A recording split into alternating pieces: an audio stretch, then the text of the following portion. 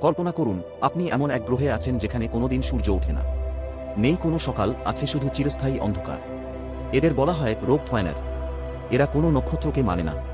এরা মহাকাশের এমন এক যাযাবর দানব যারা অন্ধকারের বুক চিরে ঘণ্টায় লাখ লাখ কিলোমিটার বেগে ছুটে চলছে।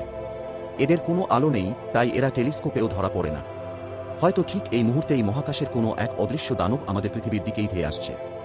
যদি এই অন্ধকার গ্রহটি আমাদের সৌরজগতে একবার ঢুকে পড়ে, তবে চোখের পলকে পৃথিবী সূর্য থেকে দূরে ছিটকে যাবে, আর আমরা জমে বরফ হয়ে যাব।